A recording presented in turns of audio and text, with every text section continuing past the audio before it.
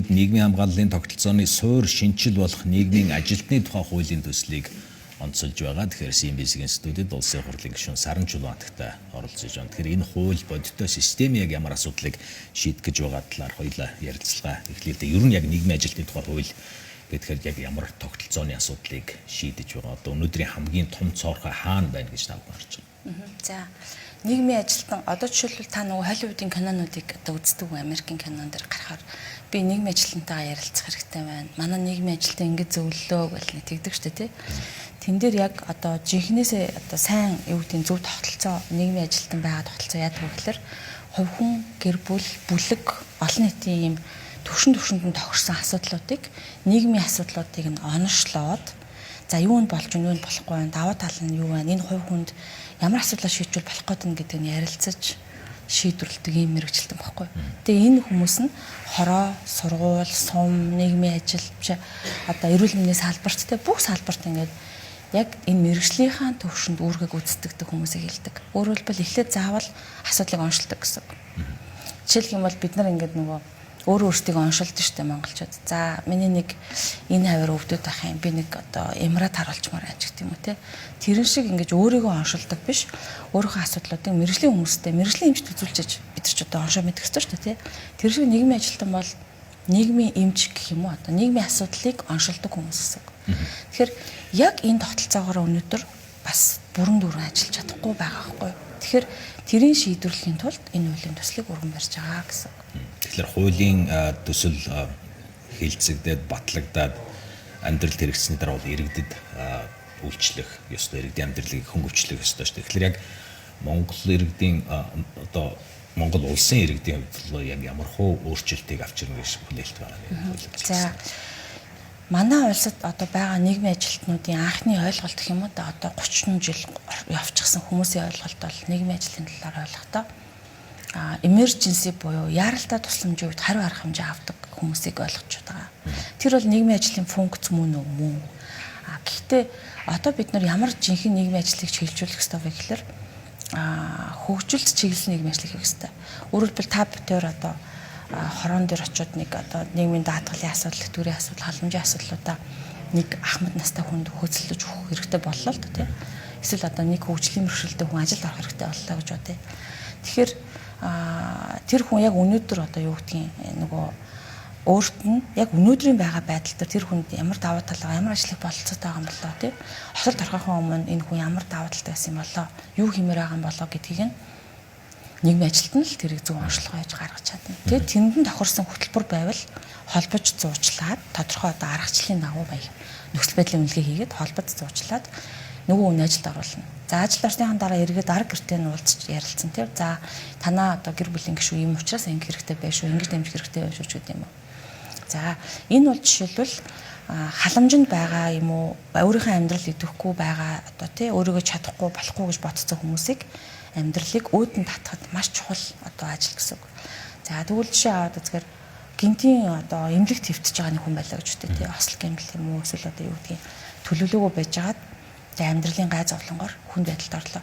Тэгвэл тэр хүнд эмнэлэг дээр нэг нийгмийн ажилд уулзна. За та яаж одоо группийг хөдөлгддгийг, группт яаж ордгийг, хиймэл хөл гарыг хаанаас авдгийг тий дараагийнхаа ийм одоо амьдрал ямар даван туулах боломж танд байна гэдэг гэр бүлийнхэн зөвлөгөө өгсөн.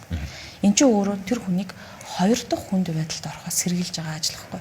Тэгэхээр иймэрхүү маягаар иргэдийн амьдрал буюу одоо хүнд хэцүү нөхцөлд орсон, амьдралын хүнд хэцүү явдал тулгамдсан, амьдралд нь хүнд хэцүү зүйл тохиолдсон хүмүүсийг эргэж татаж гаргаад нийгмийн амьдралд буцаан оруулахад нь маш их өөрчлөлт гарна гэсэн.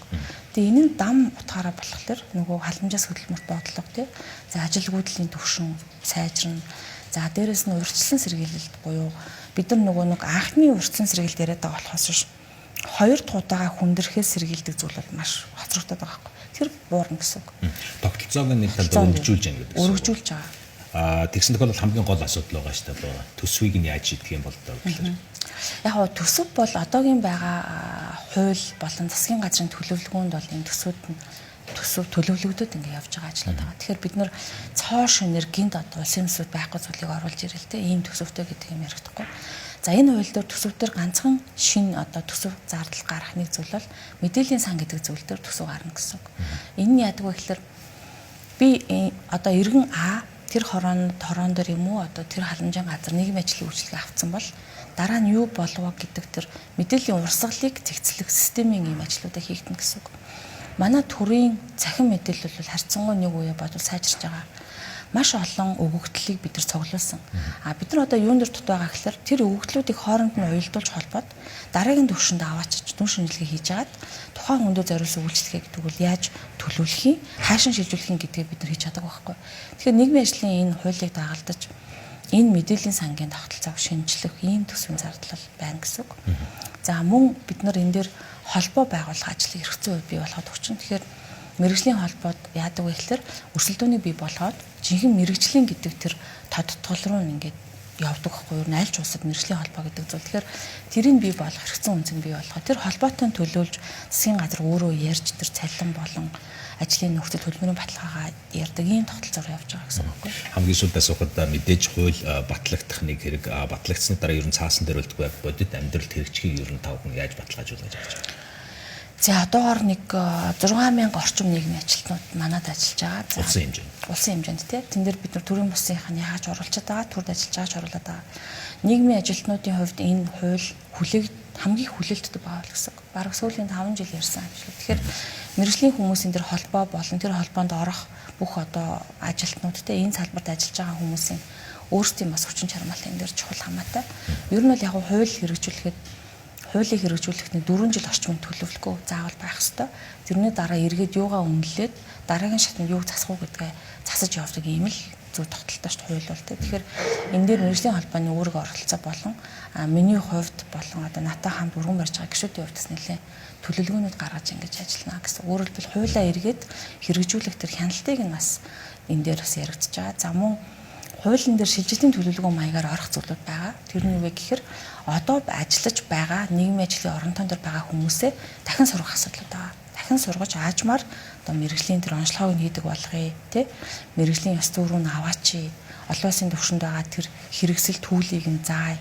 За мэдээллийн сангаа ашиглаж хооронд нь урсгалыг нь тэгцлэе гэдэг ажил бол нэг өдөр хууль батлагдаад хийчих зүйл биш. Тэр энэ бол бараг 4-5 жил үргэлжлэх процесс. Аажмаар үйлжсэн юм. За их баярлалаа танд бид дээрээс логсонд.